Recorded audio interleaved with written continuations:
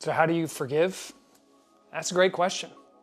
You clean your couch and you drop your rocks. What? Stay with me. We're going to talk about what forgiveness is, what it isn't, and how to do it. But first, did you know that 50% of the people who watch our videos aren't subscribed? We started RedeemerOnline.church to help people grow spiritually wherever, whenever they are. And if that's something you're interested in, you haven't done so yet, we really want to encourage you to hit that subscribe button down below, that like button, and the notification bell, because that's going to let you know whenever we put out new videos, and it's going to let us know that you're here. And we're so glad that you're here. Okay, clean your couch, drop your rocks. But let's start with what forgiveness is. It's actually a financial term more than a relational term. More specifically, it has to do with debt. Forgiveness is when you decide that someone no longer owes you the money.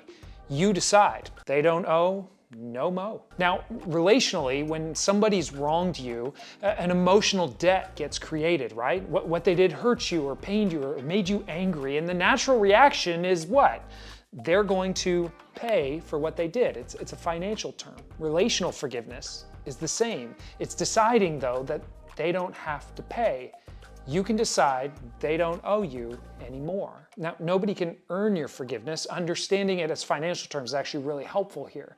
Imagine you went through all that work to pay off your car loan. You owed 14 grand, you worked extra and paid it off early, and then you wrote that last check to the bank and they said, oh, good work, your loan's forgiven. No, it's not forgiven, I paid it off.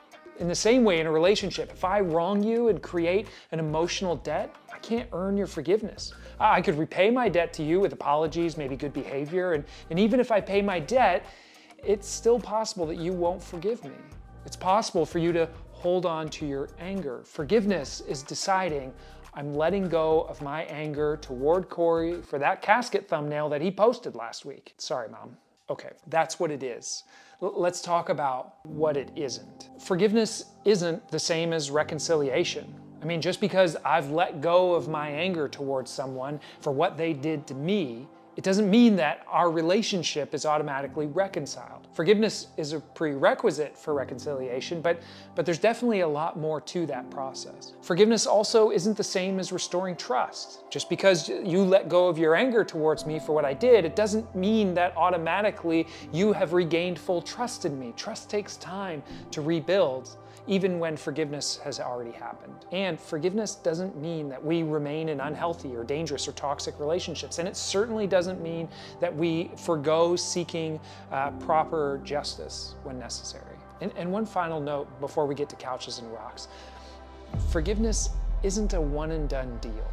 Especially for the deep pain, the deep hurt that you've been caused, deciding to let go of your anger, to decide they don't owe you anymore, it might be something you have to do consciously, daily. Okay, let's talk about how to forgive. Clean your couch. One of the things I appreciate most about my wife is her attention to detail, especially when it comes to cleaning.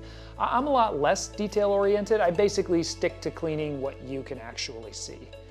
Alana is so much more thorough, though.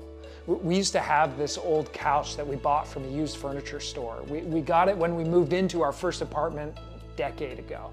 It wasn't a pretty couch, but it was a sturdy couch. And after we had it for a little while, Alana asked me once to vacuum the couch, something that I had literally not thought of doing once in my entire life. So I removed the cushions to start.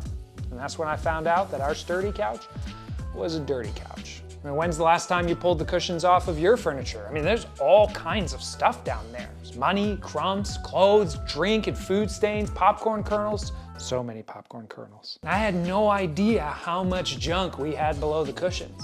And the truth is, I never needed to know. Never had to see it. That's the thing about couches. You don't have to deal with any of it. You can just stuff it down, shove it in between the cushions or behind the pillows and forget about it. But here's the unavoidable truth. It's there. And you know what else is true? We've all got stuff under our couch cushions. And the longer you've had a couch, the more stuff you probably got in there. The question is, how are you going to deal with yours? And how are you going to deal with someone else inviting you over to sit on their couch? Because at some point, you have to deal with it. So every now and then, it's good to clean your couch. Now, what does this have to do with forgiveness? Hang with me, because I promise you we're getting there. But first, let's talk about dropping rocks. And in order to talk about dropping rocks, we're going to actually have to first talk about that one time that Jesus wrote in the dirt with his finger. Hold on, clean your couch, drop your rocks, Jesus doodling in the dirt. I promise, it's all going to come together. At dawn, he appeared again in the temple courts, where all the people gathered around him, and he sat down to teach them. The teachers of the law and the Pharisees brought in a woman caught in adultery. They made her stand before the group and said to Jesus, "Teacher, this woman has been caught in the act of adultery. In the law, Moses commanded us to stone such a woman. Now what do you say?" They were using this question as a trap in order to have a basis for accusing him. The trap is that the Romans, who were in charge of society at the time, had banned anyone from carrying out the death penalty. If Jesus says she should die, he's defying the Romans. He's going to get in trouble. But if he says she's supposed to live, then he's going to get in trouble with the Jewish folks, and they'll no longer listen to him. But Jesus bent down and started to write on the ground with his finger.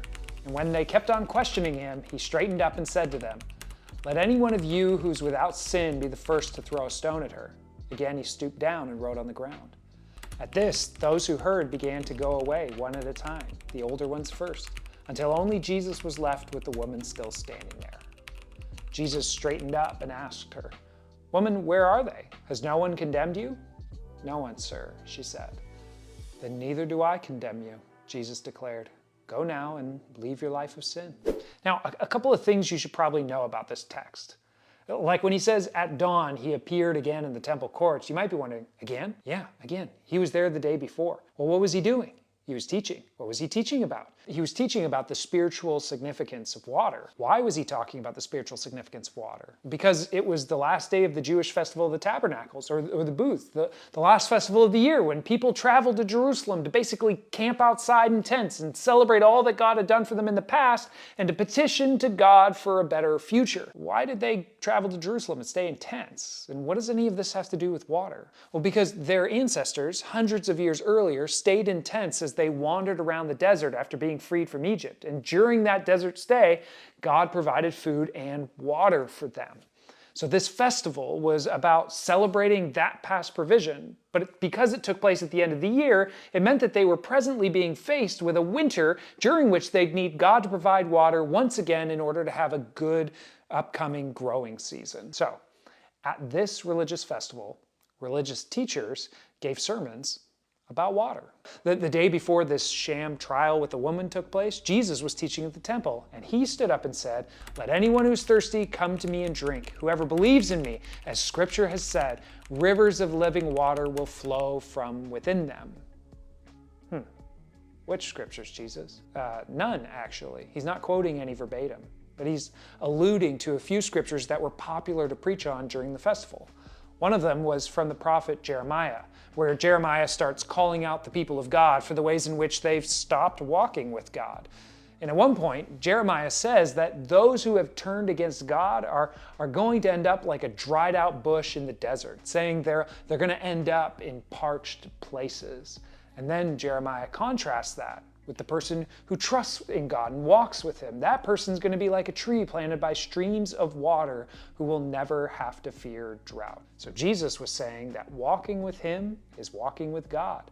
And when you follow him, you won't have to fear drought, which is the topic on everybody's mind. Okay, but what does that have to do with the sham trial and stoning? That's a good question. That Jeremiah scripture that Jesus was alluding to wraps up by saying, "Lord, you are the hope of Israel. All who forsake you will be put to shame, and those who turn away from you will be written in the dust." Back to the sham trial.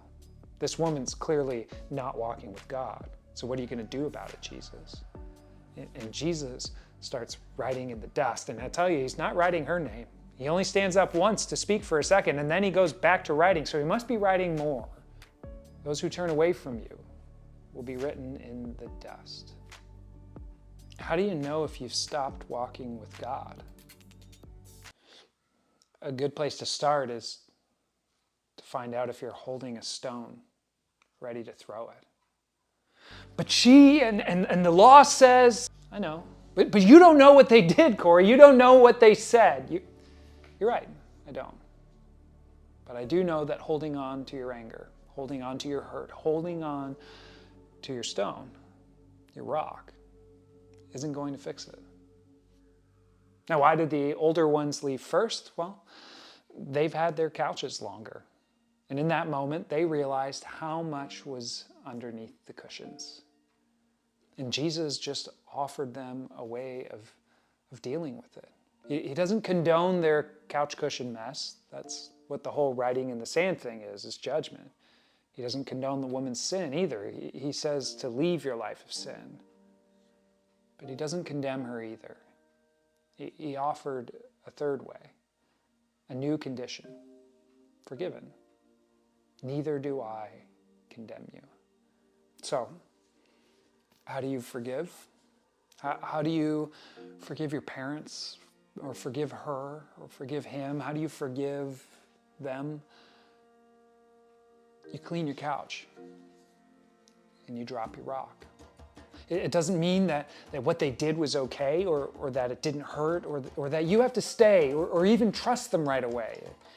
It simply means that you can decide, perhaps in this moment, perhaps daily, that they don't owe you anymore. And if you're having a hard time dropping your rock, I get it. But go look under your own couch cushions. If you're anything like me, you've got a lot going on under there. And Jesus' message to me, to you, is the same as it was to that woman. Neither do I condemn you.